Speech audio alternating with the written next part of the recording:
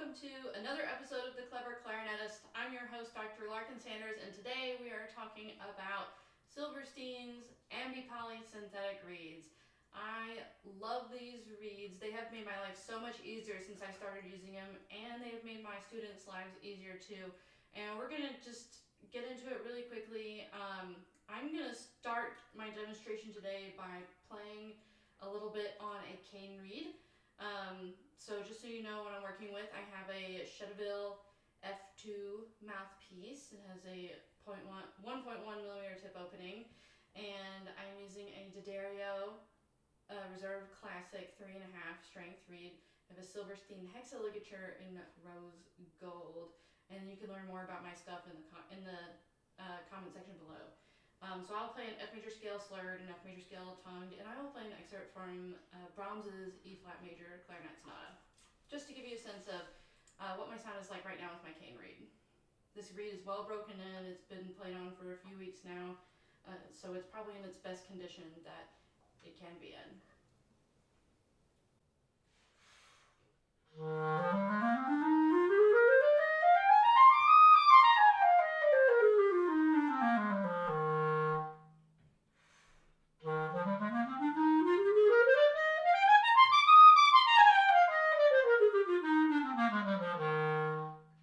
A little clumsy in my first try with the articulated scale, but I'm just going to keep going.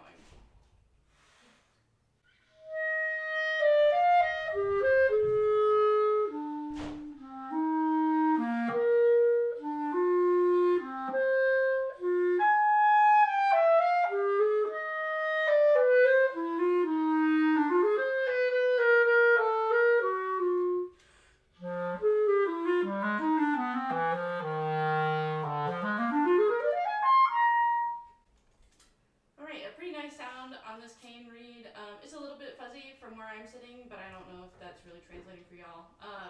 It would project really well in a big space. I'm sure it has that kind of resistant feeling behind it. Overall, I'm a fan of cane reeds as well, especially the D'Addario Reserve Classics. They're my favorite cane reeds, and my cane reeds of choice for me and all my students.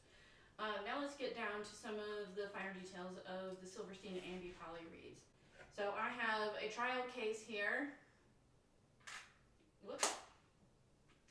There we go, right side up. I have a trial case here of a whole bunch of different strengths of reeds, and I'm going to kind of work with the strengths that would be appropriate for me. So for my personal set of Ambipoly reeds, I am able to use the same strength on my Ambipoly reed as I do with my cane reed. My Ambipoly reed feels just a hair softer than my cane reed, and I like it that way. If you prefer not to experience that, I encourage you to increase your strength by a quarter strength, because they have really good quarter strengths in the Ambipoly reeds. They even have 3 pluses, which is not something we see often in the cane reeds for clarinet players. Of course, they're common in saxophone reeds, but and in bigger reeds, just not in soprano clarinet reeds. There are 2 different models of Ambipoly reeds for B-flat clarinet or soprano clarinet. They have the Vivace model, and then they have the Primo model. The Vivace model has a little bit of a thinner blank than the Primo model. The Primo model physically resembles my Reserve Classic a little bit more, which has kind of a medium thick blank. In the D'Addario line, they have the traditional Reserve reed, which has the thinnest blank, the Reserve Classic, which has the next thickest blank, and then the Reserve Evolution, which has the thickest blank out of all the reeds. So the Primo really resembles the Reserve Classic or like a Van Doren V12 blank. And the Vivace looks more like a Van Doren traditional blank or a D'Addario Reserve blank, just plain Reserve.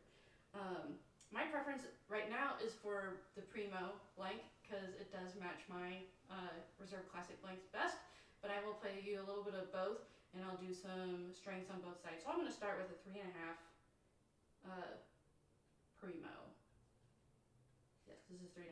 There are 3.5 pluses, you know, can't be too careful.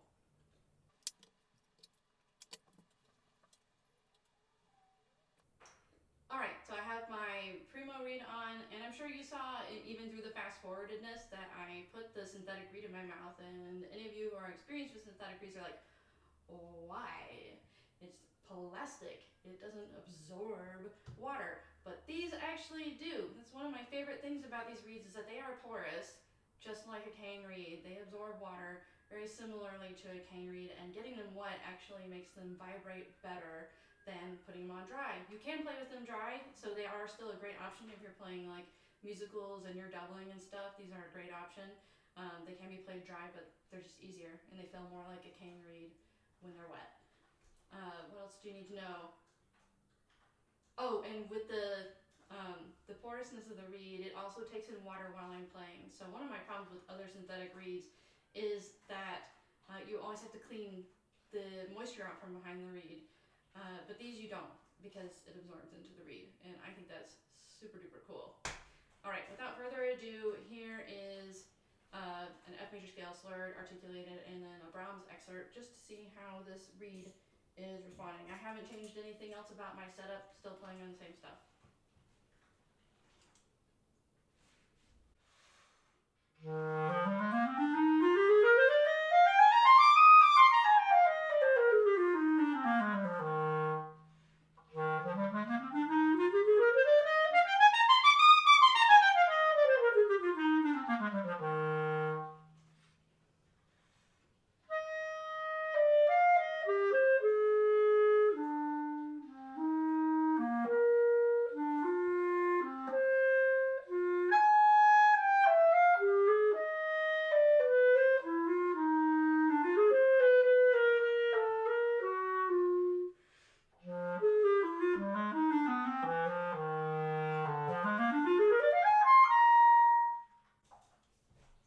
So pretty cool, right? It sounds a lot like a cane reed.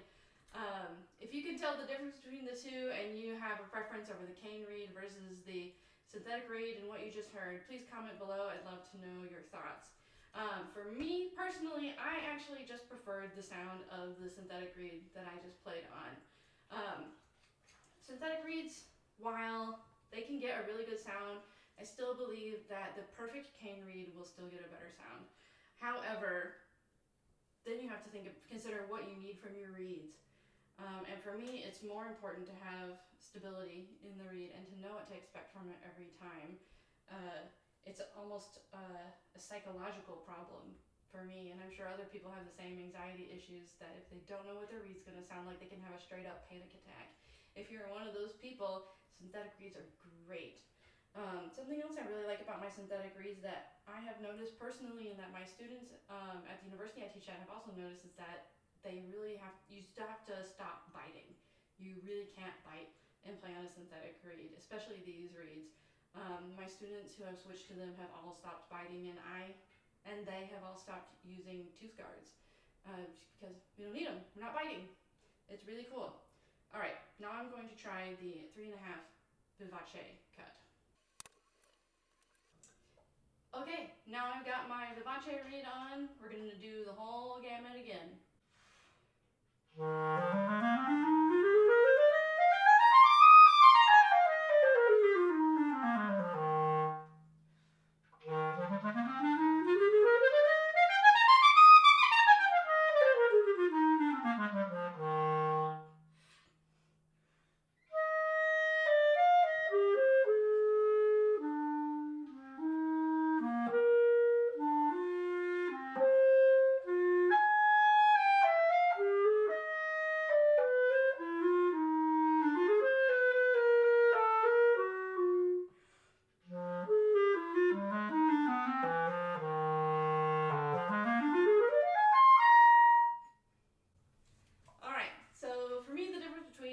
And the Primo reed is very subtle.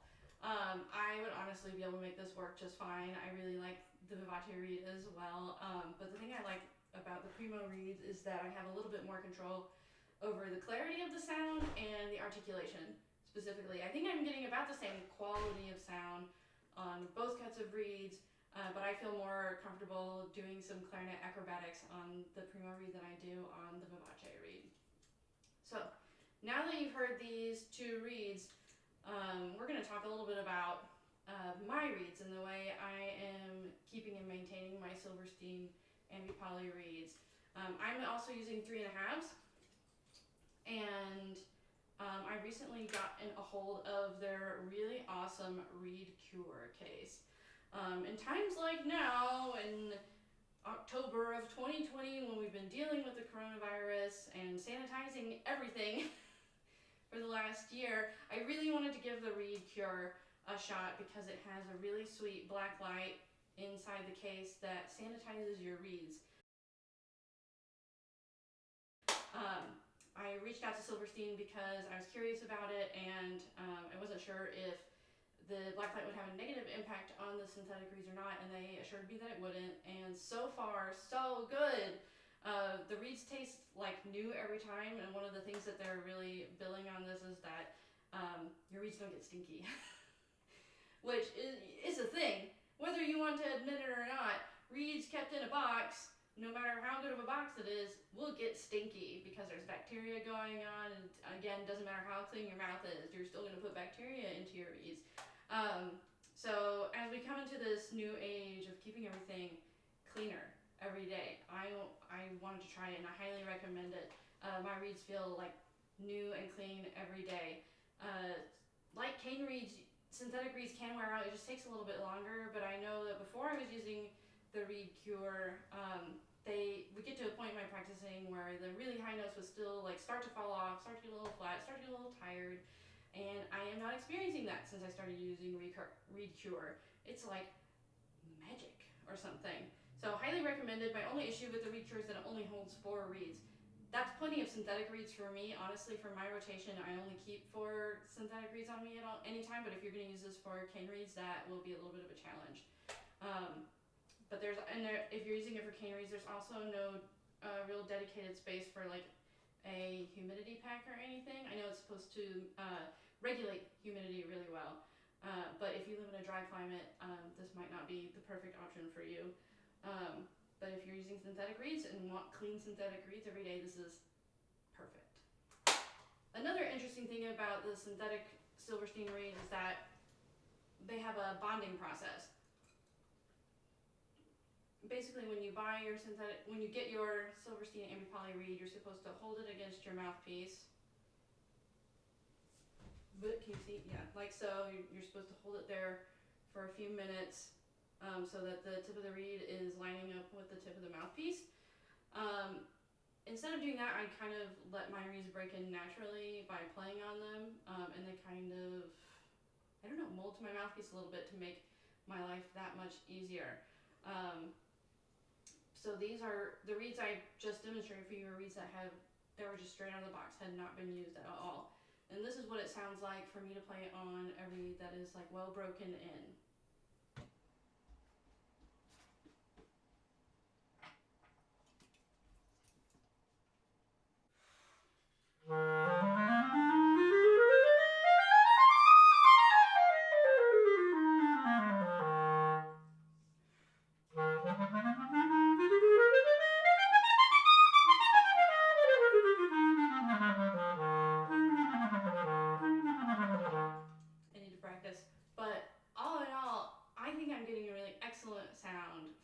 Silverstein Ambipoly Reed, and it's making me feel a lot more secure in my playing right now, whether people are actually hearing me or not, and they are, because I have been playing every weekend on my porch, which is another great thing about these reeds. They're great for outdoor playing, and I'm sure there are plenty of you out there who are playing a lot outside right now, if you're playing at all for other people. So these are a great option for that as well, outdoor playing.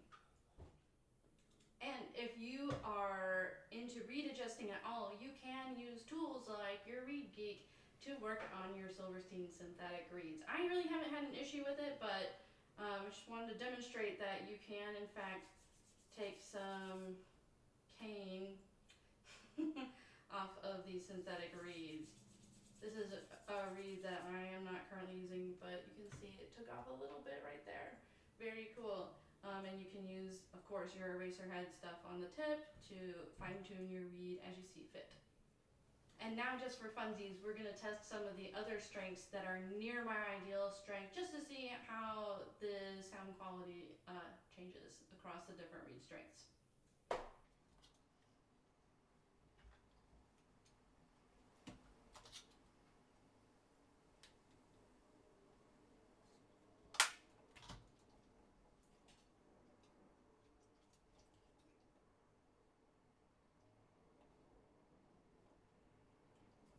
All right, so the first alternative strength I've got on my mouthpiece right now is a 3+. So the original strength I was using was a 3.5. This is a 3+, and it is a Primo cut. Just making sure I've got it all correct.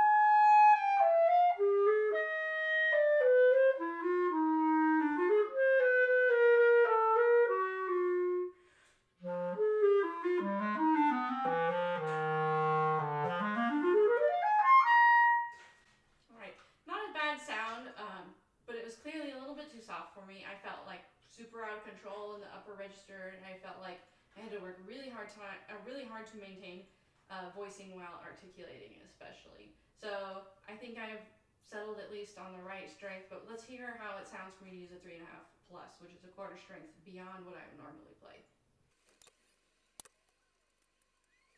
All right, let's try the 3.5+.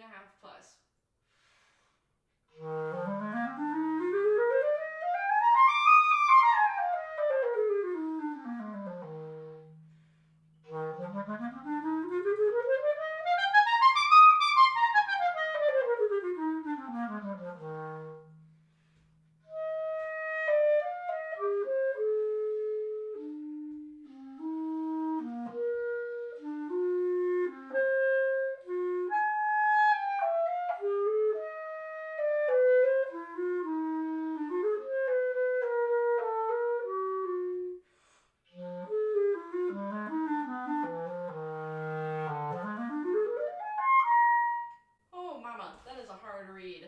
It's kind of crazy how much harder the 3.5+ is from just a plain old 3.5.